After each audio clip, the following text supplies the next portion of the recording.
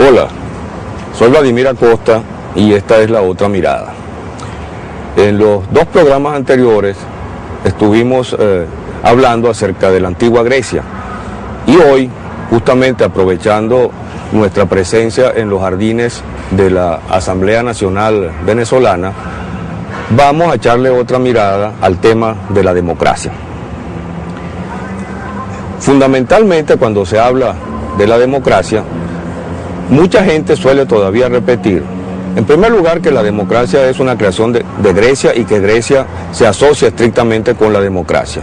En segundo lugar, que las democracias llamadas modernas, estas democracias burguesas, liberales, capitalistas, son las herederas, continuadoras y recreadoras de la democracia griega. Y en tercer lugar, que hay una relación estrecha entre democracia y capitalismo. Justamente lo que yo quisiera hacer, lo que voy a tratar de hacer en este programa, es tratar de poner algunas cosas en su sitio, desmontar algunas de estas medias verdades o mentiras. Empecemos por Grecia. Realmente Grecia, cuya civilización antigua dura no menos de unos 15 siglos, en esos 15 siglos Grecia conoció diversos tipos de sistemas políticos. Conoció la monarquía, conoció la tiranía, conoció regímenes elitescos, regímenes oligárquicos y también conoció por un periodo corto y en Atenas la democracia. De tal manera que cuando se habla de la Grecia antigua y se la asocia con la democracia, no hay que olvidar que la referencia tendría que hacer a Atenas y por corto tiempo. Y que incluso la propia Grecia como tal solo existe después que las ciudades griegas libres, las polis, prácticamente desaparecen o pierden su libertad cuando se constituye la hegemonía macedónica de Filipo y Alejandro Magno y cuando se puede entonces empezar a hablar de Grecia. Es decir, tenemos que referirnos a Atenas. Y aquí se trata de una ciudad, de una polis, de una ciudadanía que ejercen la mayoría de los miembros de esa ciudad y que se suele caracterizar como una ciudad-estado. Y aquí surge un primer problema. El primer problema es que algunos cuestionan el que se defina la antigua Atenas como una ciudad-estado. En realidad el problema es un poco ambiguo porque de hecho había un estado. Había un estado y un estado de carácter esclavista, puesto que la sociedad se mantenía a partir de la esclavitud. Pero lo que no hay que olvidar y lo que establece una diferencia, sobre todo con estados modernos, es que ese Estado no era todavía un aparato opresivo, un aparato de represión que actuaba imponiéndose a la ciudadanía, sino que esa ciudadanía, es decir, los miembros de esa poli, los polités, formaban parte de ese Estado y no los oprimía a ellos, servía en todo caso para oprimir a los esclavos. El otro aspecto es si realmente la democracia es una creación ateniense, una creación griega. Todo indica que los griegos tomaron la idea de la polis de los fenicios y que luego, por supuesto, la desarrollaron y enriquecieron, sobre todo en Atenas. Llama, por cierto, la atención que Heródoto, que es el primer autor griego que habla, si no de democracia, habla de isonomía, es decir, ley igual para todos, que al final es el sustrato de la democracia griega. Cuando hace la referencia a la isonomía, la ubica en Persia y la ubica antes de las reformas clásicas de Clístenes en Atenas. Dice, se refiere a la dictadura, al gobierno tiránico de Cambises, derrocado por una conspiración de magos, y luego una conspiración con apoyo popular que termina con el régimen de los magos. Y Heródoto describe allí la discusión entre los tres líderes de la conspiración sobre qué régimen debía implantarse después de la tiranía de Cambises. Entonces uno de ellos, llamado Otanes, habla de isonomía, es decir, prácticamente de democracia, de gobierno de la mayoría. El otro, que se llama Megabizo, dice que es preferible la aristocracia, y un tercero, que es Darío, dice que es preferible la monarquía, y justamente ese va a ser el régimen que va a dominar. La democracia griega, la democracia ateniense, fundamentalmente es el producto de un proceso histórico que cubre, digamos, aproximadamente unos 2 siglos. Es decir, a partir de gobiernos oligárquicos, a fines del siglo VI antes de nuestra era, el año 594, se ubican las reformas de Solón. Las reformas de Solón, mediante las cuales se establece una ciudadanía dividida en 4 grupos y que ya implica un comienzo de democracia. Esa democracia en medio de conflicto se va perfeccionando y pasando por una etapa de tiranía se llega en el año 508 antes de nuestra era a las famosas reformas de Clístenes que establecen la igualdad entre todos los ciudadanos y que prácticamente se puede decir que ya le dan un carácter democrático a esa sociedad ateniense. Ese proceso continúa a lo largo del siglo siguiente, del siglo V antes de nuestra era, y se podría decir que la democracia alcanza en Atenas su plenitud con el gobierno de Pericles. El famoso discurso de Tucídides, de Pericles, contado por Tucídides, es el mejor ejemplo de lo que habría sido esa democracia ateniense. Pero ya se trata de una democracia donde hay un líder carismático, donde hay mucho peso personal, y que luego en las décadas siguientes va a entrar francamente en decadencia. Ahora, las preguntas que uno tendría que hacerse es, ¿se trata de una democracia? ¿Esa democracia se parece a la democracia moderna? ¿Esa democracia implicaba libertad individual? Son las tres preguntas que habría que responder. Lo usual es que se critique la democracia griega diciendo que se trataba de un régimen esclavista y excluyente, cosa que es totalmente cierto.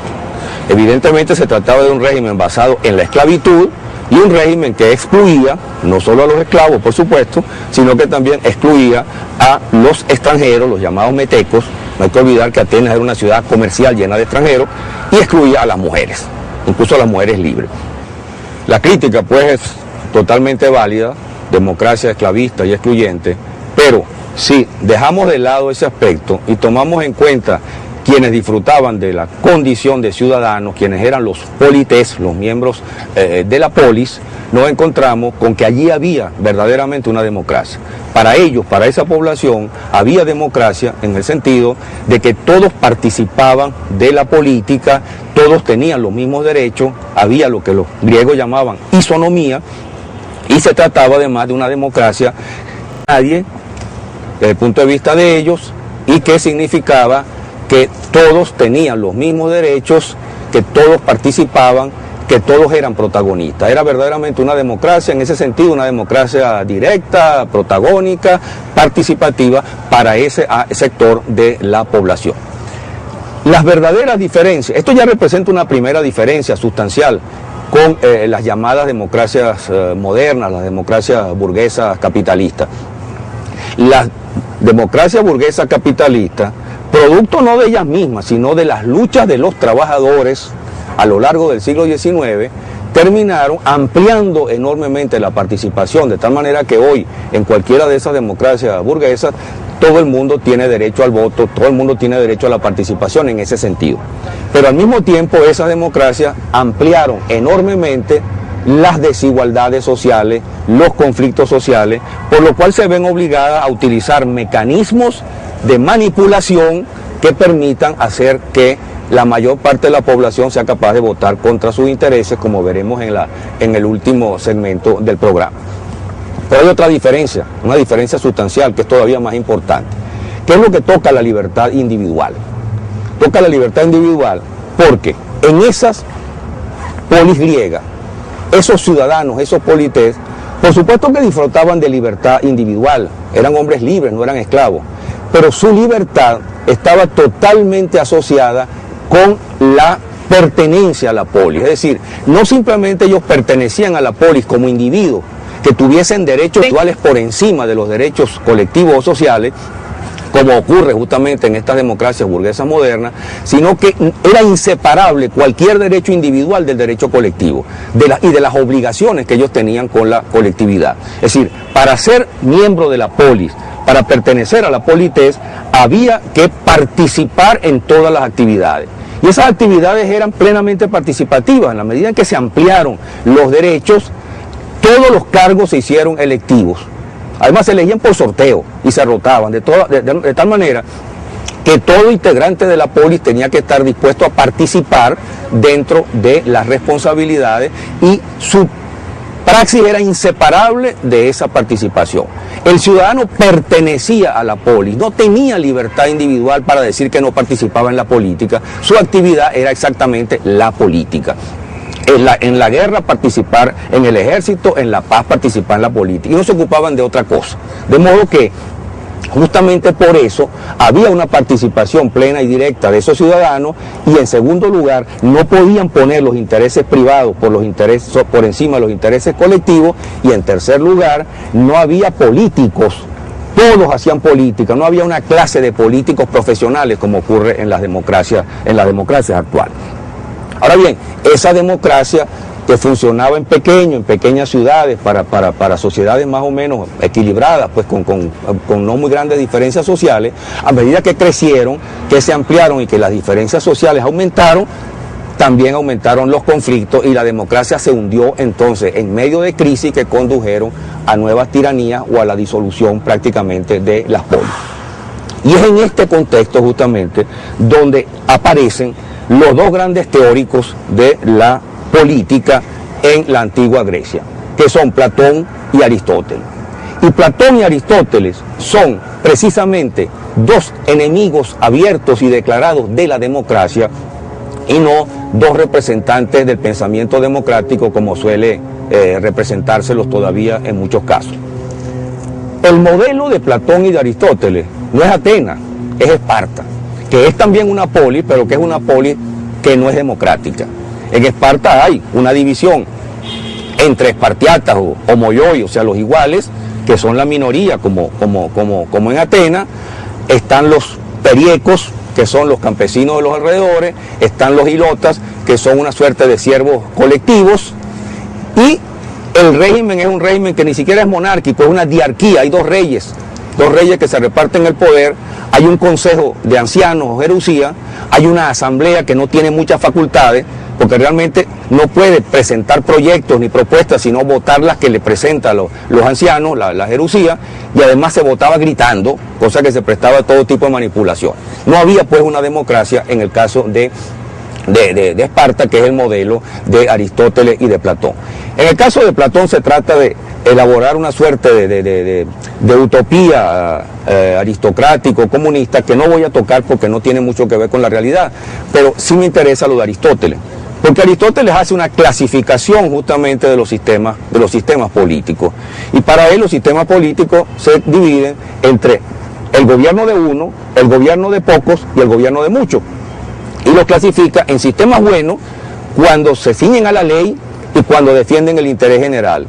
Y en sistemas malos cuando no se ciñen a la ley y defienden intereses particulares. Y entonces, cuando el sistema de uno defiende el interés general y se ciña a la ley, lo llama monarquía. Cuando no lo hace, lo llama tiranía. El de la minoría que gobierna, él tramposamente lo llama aristocracia, cosa que le da un carácter de valoración y no de descripción. Y cuando no funciona, cuando funciona buscando intereses privados, entonces lo llama oligarquía. Y al gobierno de la mayoría no lo llama democracia, lo llama politeía o policía. Y al gobierno de la democracia, de la mayoría, cuando funciona en busca de sus propios intereses, lo llama democracia. De modo que para Aristóteles la democracia o democracia es una perversión del sistema de gobierno de la mayoría. Y no hay que olvidar que en la Grecia antigua, demos tenía un doble significado. Significaba pueblo en el sentido de mayoría, pero también significaba pueblo en el sentido de chusma, de turba, que piensa solamente en sus intereses. El modelo que propone Aristóteles entonces es un modelo mixto, un modelo que debe tener lo mejor de cada uno de los sistemas buenos, lo mejor de la monarquía, lo mejor de la aristocracia y lo menos posible de la democracia, para tener en su sitio prácticamente a la chusma. Ese es el modelo justamente que va a pasar de Grecia a Roma. Es decir, la democracia griega no va a pasar como modelo a la Roma antigua, va a pasar la versión del sistema mixto de Aristóteles, y esa versión va a ser calificada en la Roma antigua a través de Cicerón y otros autores de res pública, de cosa pública, y ese modelo republicano es el que va a continuar siendo referencia en la Edad Media y en los tiempos modernos. Y vale la pena, para terminar, recordar que la expresión república es una expresión latina, no griega, y que ninguna obra de Platón y de Aristóteles se califica así. La república de Platón se llamaba politeía o policía, y la república y el tratado político de Aristóteles se refiere también a la politeía o policía. Así pues, lo que pasa de la antigüedad a los tiempos modernos, a través de algunos casos, algunos ejemplos medievales, no es la democracia griega, la democracia ateniense, sino el republicanismo romano. La democracia ateniense es vista justamente como un régimen de inestabilidad social, de conflictos de todo tipo. En cambio, el republicanismo romano es visto como un régimen de cierto conservatismo político y de buena estabilidad social. La Edad Media conoció, en medio de el dominio de sistemas imperiales y de gobiernos papales, conoció en algunos casos algunas repúblicas. Las hubo en Italia y las hubo luego en Flandes. En Italia hubo repúblicas como Amalfi, como Venecia, como Florencia, como Pisa y como otras.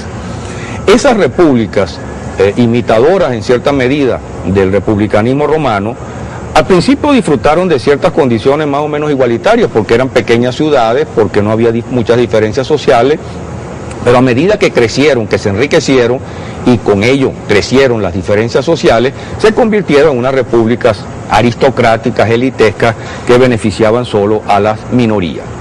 De todas formas, esas repúblicas estaban planteadas como pequeñas ciudades-estado, y lo que va a surgir como alternativa con el comienzo de los tiempos modernos, con el ascenso de la burguesía, es el Estado nacional. Y entonces el republicanismo, esa versión del republicanismo antiguo, se va a replantear en los términos de un Estado nacional grande, con grandes territorios y con grandes ciudades. Es decir, ese republicanismo necesita prácticamente la disolución o el sometimiento de esas pequeñas ciudades-estado. Un poco como en el caso de la Grecia antigua, Filipo y Alejandro asimilaron a las diversas polis y les quitaron su autonomía para estructurar verdaderamente a Grecia o el imperio de Alejandro. Los teóricos de ese nuevo republicanismo de los siglos XVI, XVII y XVIII son fundamentalmente Maquiavelo, Jean Bodin o Juan Bodino, que además de Cazador de Brujas fue el autor de los 6 libros de la República, y sobre todo John Locke, Montesquieu y Rousseau. Diría algunas cortas palabras sobre cada uno de ellos porque son justamente los más importantes. En el caso de Locke se plantea un republicanismo liberal. Ese republicanismo liberal tiene como sujeto prácticamente a la sociedad civil. Sociedad civil que es una sociedad de propietarios, es decir, la propiedad privada juega un papel fundamental aquí, y la libertad que se plantea como oposición a los regímenes monárquicos autoritarios es una libertad que está asociada al individualismo y que está asociada fundamentalmente con la propiedad que caracteriza a los integrantes de esa sociedad civil. Es decir, a Locke no le preocupa tanto el régimen político, que puede variar, lo que le interesa es justamente el sometimiento a la ley y particularmente la defensa de la libertad, que está estrictamente asociada con la propiedad privada. En el caso de Montesquieu, su preocupación fundamental es encontrar un equilibrio de poderes, es decir, de frenar la importancia que tiene el autoritarismo o el absolutismo del antiguo régimen, y esa división de poderes, ya iniciada por Locke, que habla de 2 poderes, se va a convertir en los 3 poderes clásicos: ejecutivo, legislativo, judicial. La idea central de Montesquieu es la misma. El poder, la legitimidad del poder se fundamenta en el pueblo siempre y cuando el pueblo delegue las funciones de gobierno en la minoría que según ellos está capacitada para ejercerlo, que es la minoría representada por esa burguesía en ascenso. En el caso de Rousseau tenemos una situación bastante diferente, porque en Rousseau hay una visión mucho más cercana a la democracia, mucho más democrática. Rousseau parte de la soberanía popular y defiende la soberanía popular, y Rousseau se plantea la versión de contrato social que permite que la población, que la ciudadanía recupere la libertad civil, no transfiriéndole el poder a un monarca absoluto como en el caso de Hobbes, sino a través del sometimiento a la voluntad general, aun cuando la expresión voluntad general se presta a diversas interpretaciones y hay algunos problemas con las lecturas que se hagan de la misma. En todo caso, lo que me interesa señalar aquí no es eso, lo que me interesa señalar aquí es que Rousseau entiende que ese tipo de relación es válida en sociedades pequeña, si se quiere, y donde no hay grandes diferencias sociales como podía ocurrir en la Ginebra y en la Suiza de sus tiempos. En cambio, para los estados nacionales, para sociedades más grandes, no hay otra alternativa que no sea la de la representatividad y la de la delegación de poderes. En todo caso, lo que queda claro aquí es que en esos siglos XVI, XVII y XVIII, democracia, salvo excepciones, es un término profundamente desprestigiado. Kant incluso identifica democracia con despotismo, y democracia se asocia con inestabilidad social, con decadencia republicana, y la idea que predomina en prácticamente todos estos autores es la defensa del republicanismo, de la república liberal, y no de la democracia griega, ni algo que se parezca mucho a esa democracia griega. Así pues, aquí no se trata de democracia, sino de republicanismo. Y el republicanismo tiene significado. República, en primer lugar, se opondría a monarquía. Un régimen republicano no sería un régimen monárquico.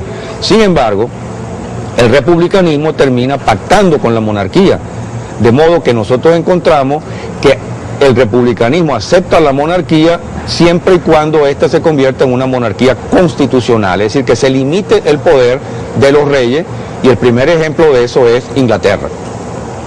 Pero el republicanismo se opone a democracia, y esta oposición es más importante.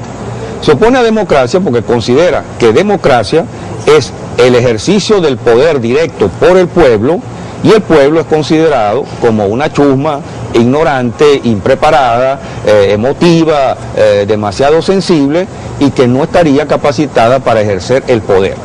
El problema entonces para este republicanismo es encontrar una solución que no puede ser otra que legitimar el poder en el pueblo para evitar el derecho divino de los reyes, pero al mismo tiempo establecer que el pueblo que legitima el poder no lo ejerce directamente. El pueblo lo ejerce justamente delegándolo, y al delegarlo, ese republicanismo liberal, que se basa no en pequeñas repúblicas, sino en sociedades, en estados modernos, mucho más amplios, mucho más poblados, ese republicanismo se va a convertir entonces en un sistema de delegación de poder para que lo ejerza la minoría educada, la minoría culta, la minoría que tiene recursos, que no es otra que esa burguesía en ascenso que quiere limitar el poder de los reyes y, si es posible, en algunos casos excluir a la propia monarquía del poder.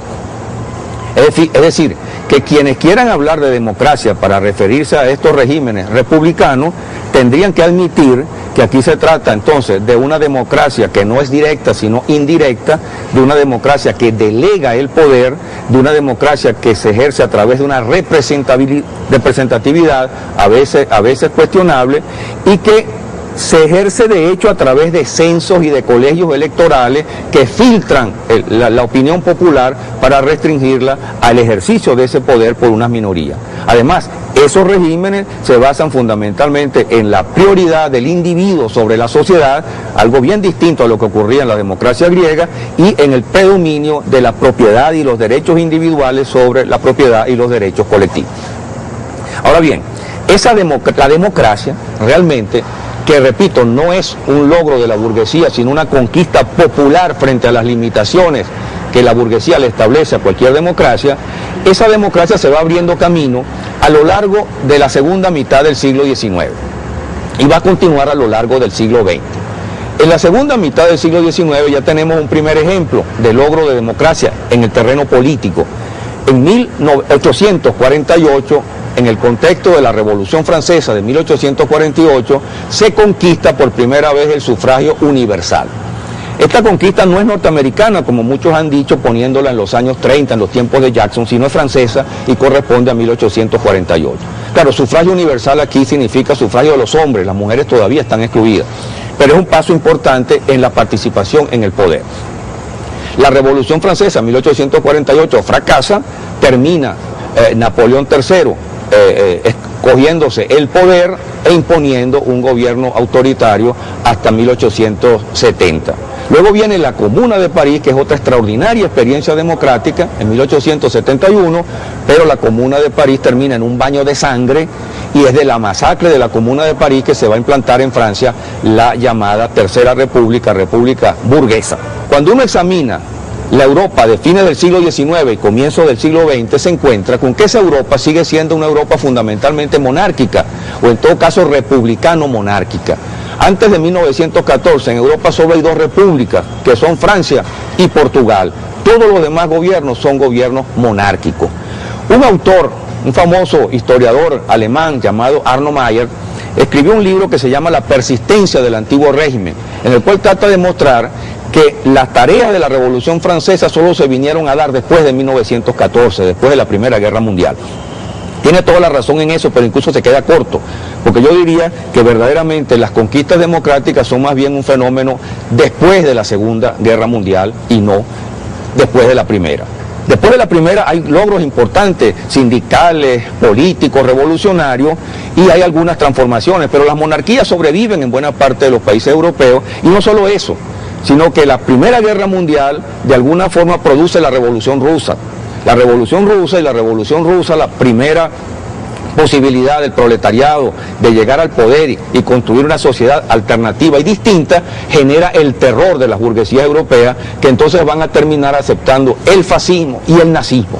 Y solo será después de la derrota del fascismo y el nazismo con la Segunda Guerra Mundial cuando se abra realmente paso la democracia, cuando los logros obtenidos antes se ratifiquen, cuando se obtengan nuevos logros, nuevas conquistas, el voto popular se amplía, desaparecen las monarquías, los sindicatos adquieren nuevos derechos, se habla de estados de bienestar y las mujeres adquieren el derecho al voto por todas partes, es decir, se logra una participación popular y democrática mucho mayor que le es impuesta prácticamente a esa burguesía, y entonces podemos hablar ya de que la democracia se convierte en un modelo a imitar, no obstante que realmente se la falsifique con mucha frecuencia, como ocurre inevitablemente en el caso de la burguesía.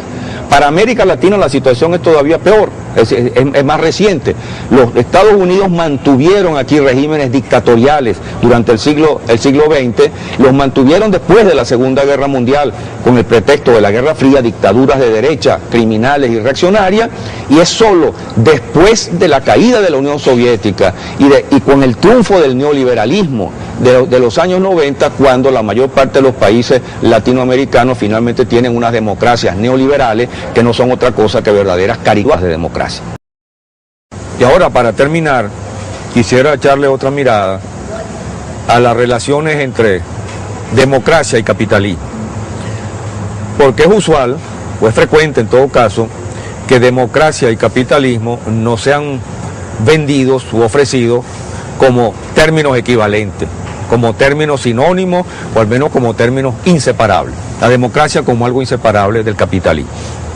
Y esto sin duda es una de las grandes mentiras de nuestro tiempo, como mucha gente va constatando en carne propia a diario. El capitalismo no es democrático.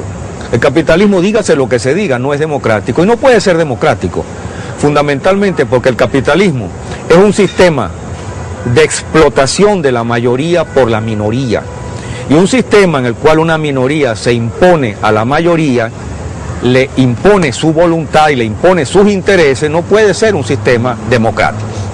Simple y llanamente por eso, aunque se lo pueda disfrazar de muchas maneras y manipular de muchas maneras. El capitalismo no tiene nada que ver, la democracia capitalista no tiene nada que ver con la democracia griega, fundamentalmente porque de hecho el capitalismo es un régimen de explotación, y un régimen de explotación brutal, un régimen de explotación que deja por detrás a cualquier otro régimen de explotación anterior. De explotación y de creación de miseria para la grandes mayoría y de riqueza para una minoría.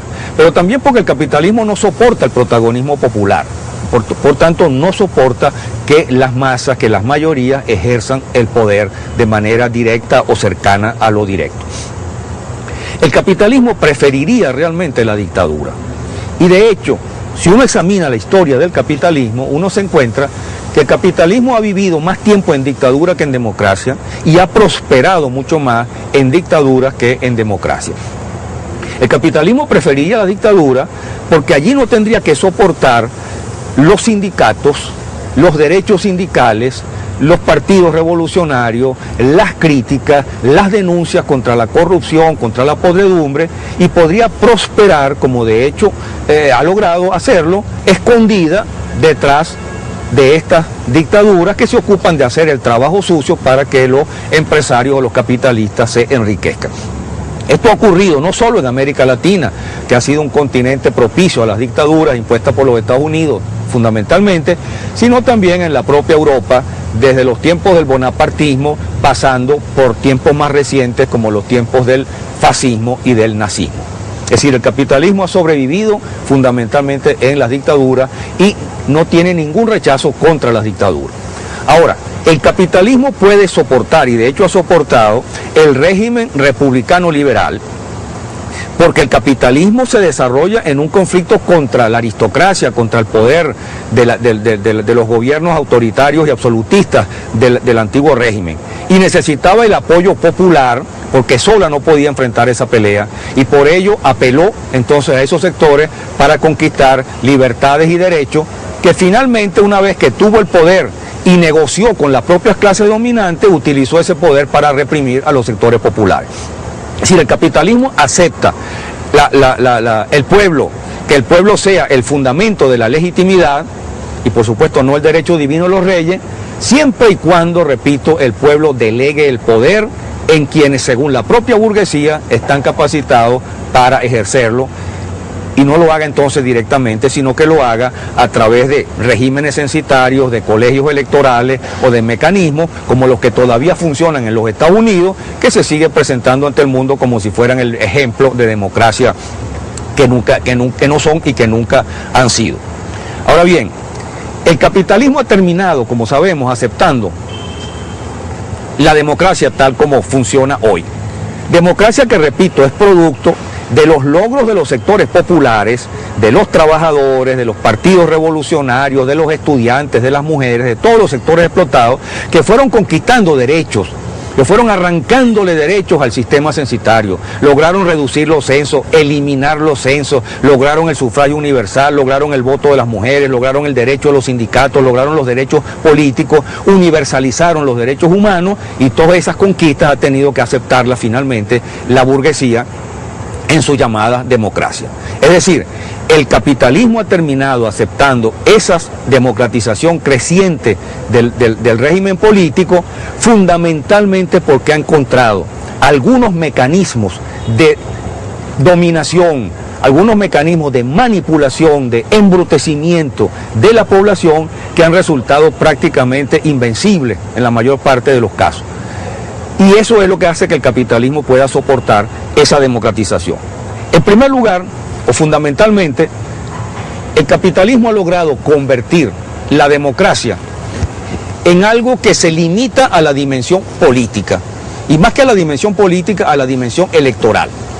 Es decir, se habla de democracia cuando en un país, además de libertad de expresión, que la mayor parte de las veces es ficticia, porque son los dueños de los medios, son precisamente las corporaciones capitalistas, y dicen exactamente lo que quieren y ocultan lo que quieren, cuando en ese país existe periódicamente un proceso, se da periódicamente un proceso electoral. Cada 4, 5, 6 años se hacen unas elecciones. Elecciones en las cuales no se discute nunca el poder, lo que se discute es el acceso al gobierno. El poder en las sociedades capitalistas se discute en secreto.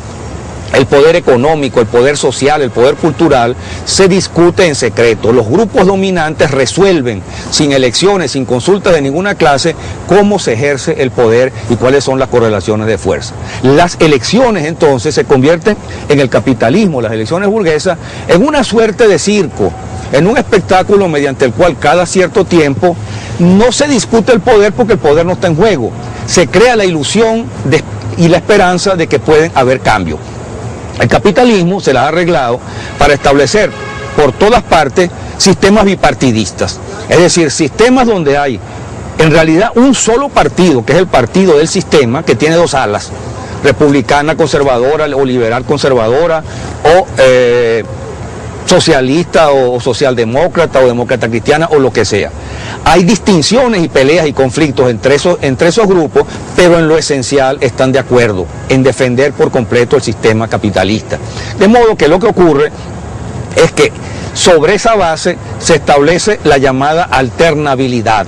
Alternabilidad que no es otra cosa que cambiar el títere al servicio de las corporaciones que hoy gobiernan en nombre de un partido por otro títere al servicio de las mismas corporaciones que dentro de unos días va a gobernar o dentro de unos años va a gobernar en nombre de otro partido. Y la gente se engaña con una alternabilidad que lo que es alternabilidad de monigotes o alternabilidad de títeres al servicio del sistema y que no tiene nada que ver con posibilidades de cambio social, porque el cambio social no se discute ni está en juego en ninguno de esos procesos electorales. Ese es el sistema electoral establecido por la burguesía y por el cual la burguesía soporta perfectamente las elecciones, porque no hay, salvo excepciones, salvo momentos de crisis, de disputa real por el poder. Solo se disputa el gobierno sobre la base de que el poder no va a cambiar. La burguesía logra así convertir la democracia de gobierno del pueblo en gobierno de los políticos. Gobierno de los políticos, es decir, de los políticos profesionales que son políticos al servicio del sistema, que viven de la política, que han hecho de la política su forma de vida. Y estos políticos burgueses, más allá de las diferencias que puedan tener por pertenecer a partidos distintos, que a veces se disputan sobre algunos temas, están de acuerdo en el fondo, que es la conservación del sistema al cual sirven y del cual viven. Como decía Schumpeter, hablando en los años 40 acerca de la llamada democracia estadounidense, los políticos profesionales negocian con votos exactamente como el negociante de autos negocia con autos o el carnicero negocia con cortes de carne. Y allí en la política vale todo, vale cualquier tipo de manipulación o cualquier tipo de patraña. Quedarían excluidos de este modelo, por supuesto, los políticos revolucionarios que suelen ser minorías, que suelen ser marginales dentro de estos sistemas dominados por la política profesional al servicio de la burguesía. Ahora bien, para que esto se pueda dar, esta reducción de la democracia a lo político y esta reducción de lo político a lo electoral y esta reducción de lo electoral a una disputa por el gobierno y no por el poder, manipulada por los políticos profesionales al servicio del sistema, para ello se requiere de alguna forma de lo que yo he llamado en algunas oportunidades los tres mosqueteros de la manipulación, los tres mosqueteros del embrutecimiento de la mayoría de la población, para lograr que la mayoría de la población entonces vote por la minoría, que los pobres voten por los ricos y que los explotados voten por los explotadores. Esos tres mosqueteros son la iglesia, la escuela y los medios de comunicación. La iglesia es el primero y tiene una enorme importancia porque se encarga de moldear el cerebro y los valores de los niños, incluso antes de que tengan uso de razón, para convertirlos en seres domesticados, pasivos, incapaces de rebelarse, que esperan un mundo mejor lejos de este y que se someten a las arbitrariedades porque el poder, sobre todo cuando se trata del poder de la burguesía, se lo considera un poder sagrado. La escuela se ocupa de profundizar en este terreno, de profundizar lo que la iglesia ha comenzado por hacer, es decir, educar en los valores del individualismo, en los valores del capitalismo, en los valores de la competencia, en los valores del egoísmo. Y finalmente están los medios de comunicación que son permanentes, que actúan permanentemente sobre el individuo, que actúan a diario, que actúan en todas partes y que se encargan de manipular, de embrutecer y de mentir justamente para mantener domesticada a la población. Con esos tres mosqueteros de la manipulación y el embrutecimiento, el sistema capitalista puede funcionar e incluso hacerse pasar por democracia. Pero ocurre que los tres mosqueteros, como pasa normalmente, no son tres sino cuatro, y que el más importante es el cuarto.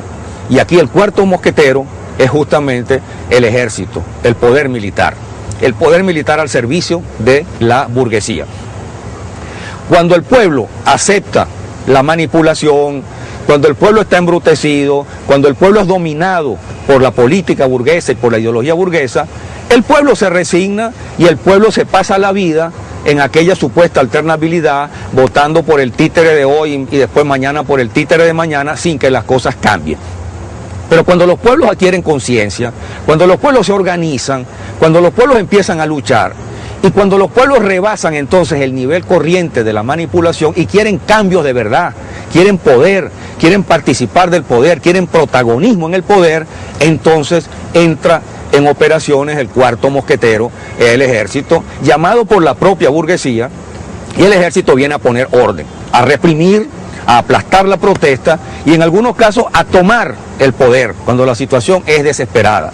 Se produce entonces el golpe de Estado militar, derechista, reaccionario, fascista, que va a beneficiar a la larga a la burguesía, porque va a descabezar por completo al movimiento popular, porque se van a mantener en el poder durante algún tiempo, porque va a aterrorizar a la población y porque cuando vuelva entonces lentamente la democracia, poco a poco, unos años, unas décadas después, esa democracia va a ser otra vez una democracia castrada, una democracia temerosa, una democracia asustada, que le tiene miedo a los cambios por la amenaza de la represión.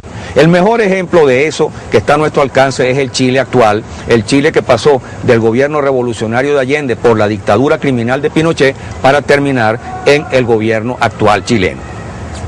Aquí se genera entonces un proceso, un ciclo perverso, porque después de las dictaduras y cuando vuelven las democracias timoratas, el pueblo sigue luchando, el pueblo sigue protestando y sigue reconquistando espacios perdidos, y entonces la amenaza dictatorial aparece otra vez. De modo que el ciclo de la democracia en la burguesía es democracia, dictadura, democracia, dictadura, democracia, dictadura, y así sucesivamente hasta que se produzcan cambios sustanciales que pudieran cambiar la correlación de fuerza. Ahora bien, una de las cosas más preocupantes que está ocurriendo hoy en Europa y en los Estados Unidos, es el que los gobiernos democráticos o llamados democráticos, esos gobiernos democráticos de la burguesía, tanto en Estados Unidos como en Europa, que en otra época, hace digamos medio siglo, se diferenciaban de alguna manera del fascismo y del nazismo. Al principio lo toleraron por su anticomunismo y porque les hacía el trabajo sucio a ellos, pero al final tuvieron que enfrentarlo durante la Segunda Guerra Mundial.